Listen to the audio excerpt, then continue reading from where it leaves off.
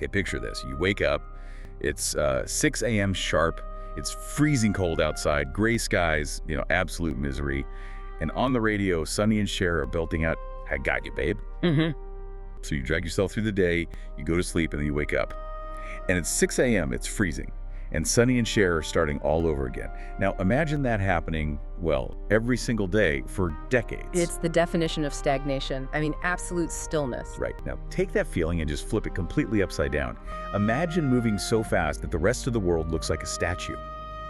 You are generating so much kinetic energy that you can shatter the barrier of time itself just by, going for a jog. It's a study in extremes, really. On one hand, you have a man trapped in a loop, forced to slow down. On the other, you have a man who runs so fast he accidentally breaks reality. But here's the fascinating thing. They're both just two sides of the same coin. They're both about this obsession with controlling time. And that is exactly why today's deep dive is bridging two pop culture giants that, on paper, have almost nothing to do with each other. We are looking at the 1993 comedy masterpiece Groundhog Day and the television legacy of DC Comics' The Flash. And specifically, we're looking at the mechanics of time in these stories. We aren't just recapping plots here.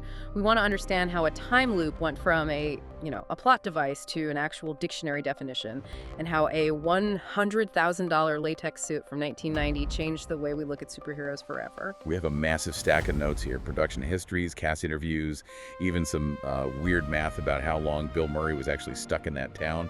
So let's start in the snow. Let's talk Groundhog Day. The Infinite Tuesday. Most people know the movie, but I think we sort of take the concept for granted now. Before 1993, Groundhog Day was just a weird holiday where people stared at a rodent. Where did the idea to turn it into a time loop actually come from? Well, it started with a screenwriter named Danny Rubin. It's the early 90s. He's in Los Angeles, and he's reading The Vampire Lestat by Anne Rice. Wait, really? He got a comedy about a weatherman from a book about angsty vampires. It sounds like a stretch, but stick with me. Rubin was fascinated by the concept of immortality. He started wondering, if you had infinite time like a vampire, would it actually be fun? Or would it be incredibly boring? Would you become a better person? Or would you just stagnate because there are no consequences? That's a heavy philosophical question for a Tuesday. It is, but then Rubin hit a practical wall. He realized that if you want to write a movie about a guy living through centuries of history, you need a massive budget. You need costumes from the 1700s, the 1800s, different sets, huge crowds. It's a production nightmare. So he needed a way to do forever, but on a budget. Precisely. He realized he could cheat the system. If you have a character repeat the same day over and over, you don't need new sets. You don't need new costumes. You use the same actors, the same extras, the same location. It's budget-friendly immortality. So he opened a calendar, looked for a holiday that was recognizable but sort of vague, and he landed on February 2nd. Which is genius, honestly, because Groundhog Day is already kind of bleak. You're standing in the freezing cold in Pennsylvania waiting for a prophecy from a groundhog. It's the perfect setting for purgatory. It really is. Now, Rubin wrote the script, but when it got to the director, Harold Ramis, the tone shifted. And this is where the production history gets a little dark. You had Bill Murray starring and Harold Ramis directing. They were legends together. Ghostbusters, Caddyshack. They were supposed to be a dream team. But the sources suggest it was, more like a nightmare. It was miserable. Murray was going through a tough time in his personal life, and he didn't want this to just be a wacky comedy. He saw the script as this deep existential exploration of fear and change. Ramis, on the other hand, was a comedy director. He wanted it to be funny, romantic, and sweet. He was looking for the save the cat moments. So you have a lead actor who wants to make an art film and a director who wants to make a rom-com, stuck in the freezing cold together. Exactly, and it wasn't even Punxsutawney. They filmed in Woodstock, Illinois, because it looked better on camera. But the weather was brutal. We're talking -, 7 degrees Celsius, about 20 degrees Fahrenheit, constantly. Murray was cold, irritable, and reportedly snapped at people on set. Speaking of snapping, we have to talk about the groundhog. Because there's a famous scene where Phil kidnaps the groundhog and drives a truck off a cliff. What? And apparently the animal wasn't method acting. No, the groundhog, whose name was Scooter, was not a fan of Bill Murray. In the scene where Murray is holding the hog at the steering wheel, Scooter bit him hard on the knuckle.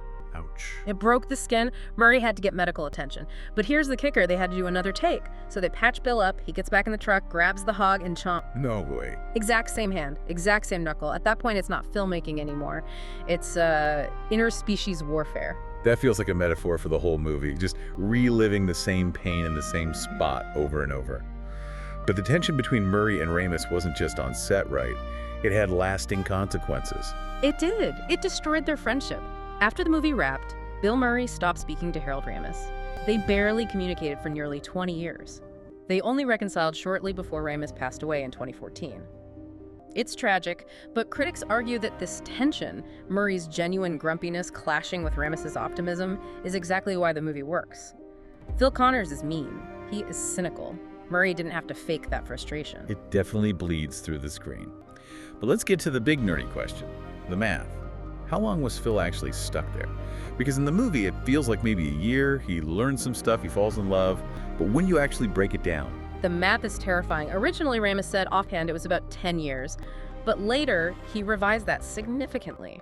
Think about the skills Phil masters. He becomes an expert ice sculptor. He becomes a virtuoso piano player. He learns to speak French fluently. and we know the rule, right? It takes about 10,000 hours to master a complex skill. Exactly. So if you apply the 10,000 hour rule to the piano, plus 10,000 hours for French, plus ice sculpting, and then you add in the years he spent just moping around, robbing armored cars, and learning the personal history of every single person in town. Ramis later argued it was more like 30 or 40 years. Some dedicated enthusiasts have calculated it to be around 34 years. That is roughly 12,400 repetitions of February 2nd. Wait, hang on.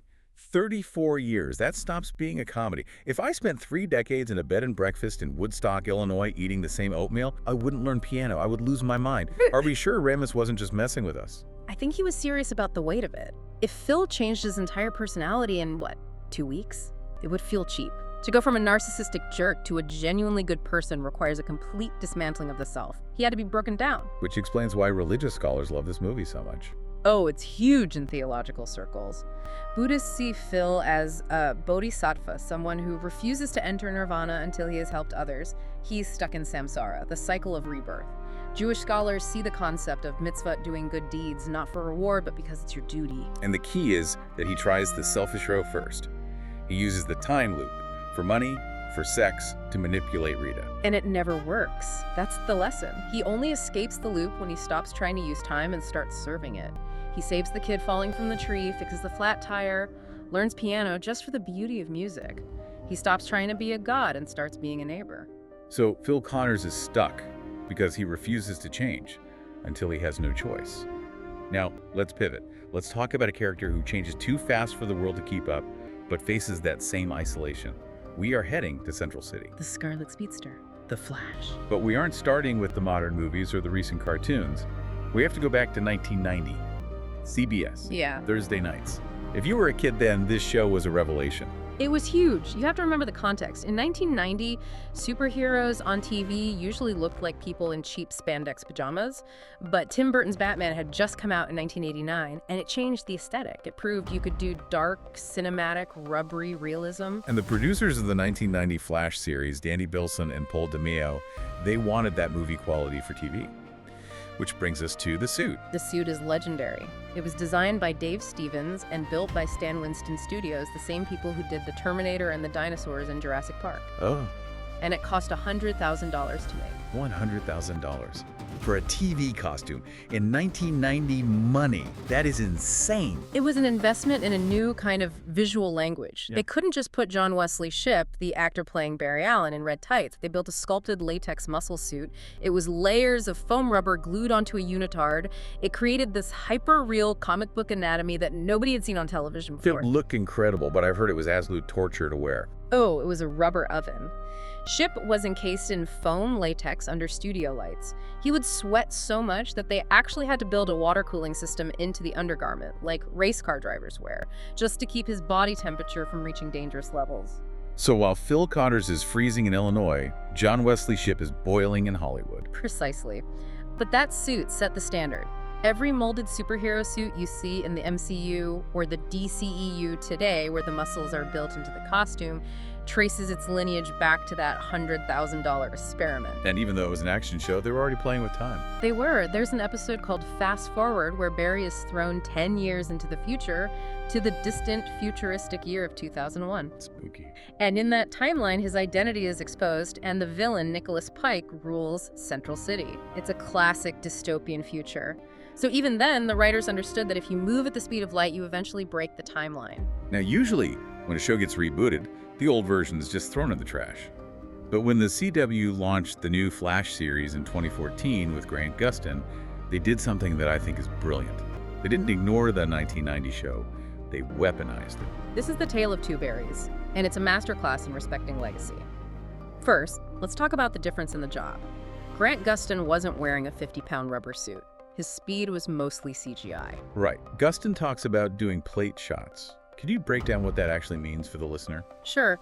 So, for John Wesley Shipp in 1990, acting meant physically slamming into stuntmen while wearing a rubber suit.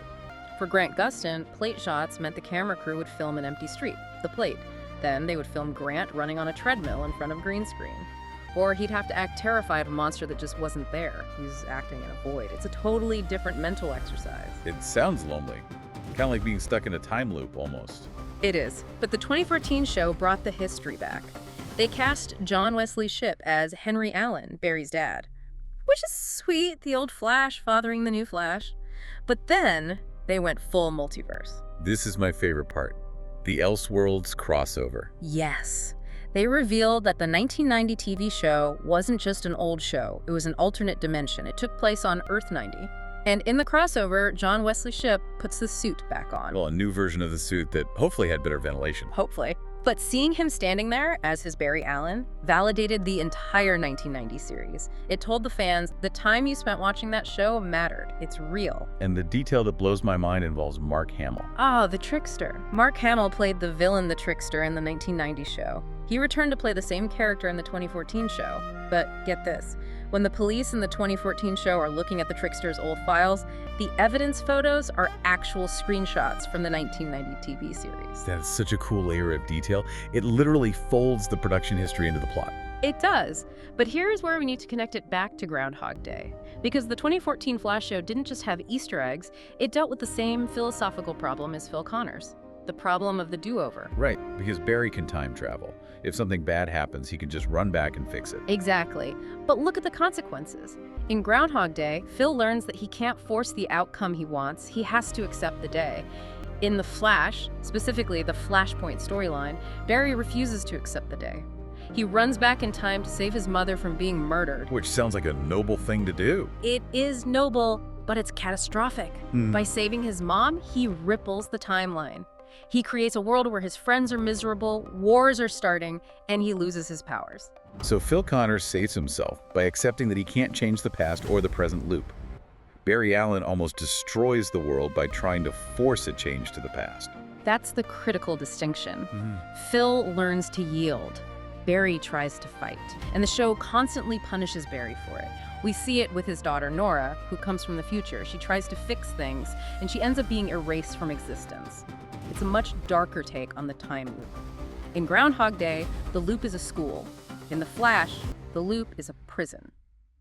It really highlights a paradox about control. Phil Connors has infinite time, 34 years of it, and learns that control is an illusion. Barry Allen has the speed to outrun time itself, and he learns the exact same thing. It comes down to the save the cat moment versus the Flashpoint moment. Phil saves the kid falling from the tree because he's there in the moment paying attention. Barry tries to save his mom by rewriting history. The lesson seems to be that you can only be a hero in the present tense. You can fix a flat tire today. You can't fix a tragedy that happened 20 years ago, no matter how fast you run. Exactly. If you fix the timeline, you lose the growth. If Phil skipped the loop, he'd still be a jerk. If Barry saved his mom, he'd never become the Flash. The trauma is the fuel. So what's the takeaway here for us regular people who can't run at light speed and hopefully won't wake up to Sonny and Cher tomorrow morning? I think it leaves us with a provocative thought about our own regrets. We all have things we wish we could go back and change. Groundhog Day suggests that if you had enough time, you could perfect yourself. You could finally get it right. But The Flash suggests that the flaws, the mistakes, and the immutable past are exactly what make us who we are. So is the desire to change our timeline actually the very thing preventing us from living in it? I think Phil Connors would say yes, eventually. That is a lot to think about. Yeah. Thank you for diving deep with us today. Whether you are stuck in a snowbank or vibrating through a wall, try to appreciate the minute you are in right now. And seriously, don't drive with a groundhog. We'll catch you in the next loop.